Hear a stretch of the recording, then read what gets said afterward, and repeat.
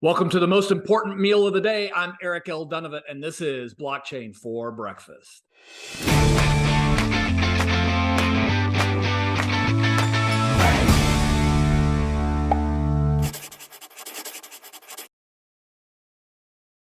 Harrison, thank you so much for being here. I got a lot of questions today. Hey, Eric, good morning.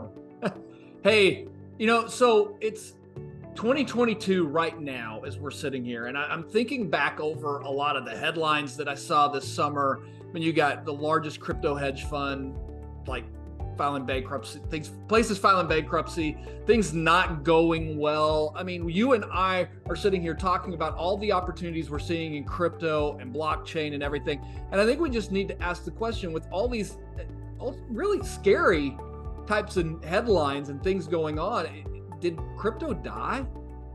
Oh, that's a dagger in the heart, Eric. First, the answer is no, but a lot of people in crypto died, right? You saw the headlines on CNBC, on Bloomberg, or wherever you're getting your news. The biggest hedge fund, tens of billions, blew up. A bunch of other companies you may or may not have heard of, talking about multi-$100 million losses, billion-dollar losses. Like, what happened? So crypto died, right?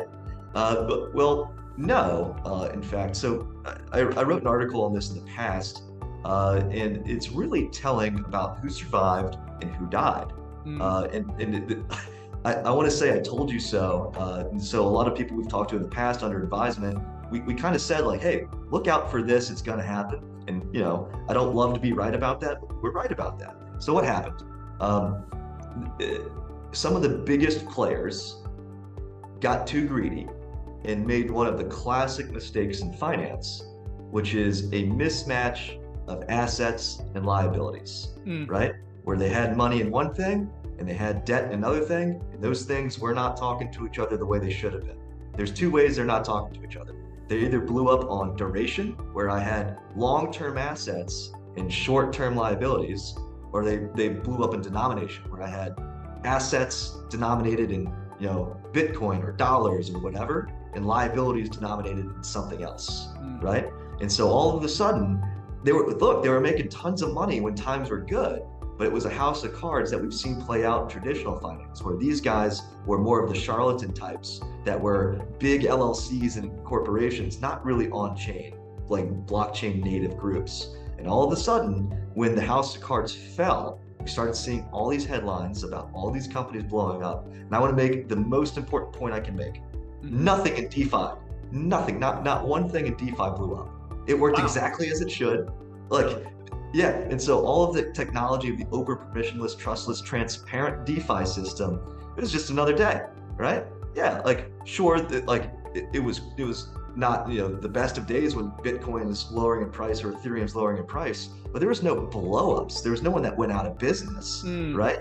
And then all of a sudden you see the headlines of all these groups blowing up. It's like, so did crypto die? No. In fact, this was a great stress test for decentralized finance, came out of it unscathed, right? And then all of the guys, all the groups who are doing, the old playbook, the traditional finance playbook from, 2008, they blew up. They got over their skis on leverage. They mismatched their assets and liabilities, and they died. So did crypto die? Well, no. Some big players did. Decentralized finance didn't, and we're better than decentralized finance, stronger than ever. And I think that's an important message and takeaway. So crypto is not dead. It still lives, and I am excited about what's on the come. Well, and what I think that everyone more my age would remember is like the tech opportunity and explosion that happened in the late 2000s. And there's a company out there called pets.com that went public and filed bankruptcy, which may be something you don't necessarily remember, but maybe have read about. And it seems like this is kind of the same. What happened then was a washing out of who the true innovators were for the technological revolution versus the pretenders. And it sounds like this is just another part of what happened this summer. Yeah, I like that. It was a washout of the people that really didn't deserve to be there. So good. Such good information. And now you know why your mom told you that breakfast was the most important meal of the day. Harrison, thank you for continuing to just provide incredible education to me and the people who are watching. So thank you for being here. Eric, glad to do it. All right, we'll be together next time.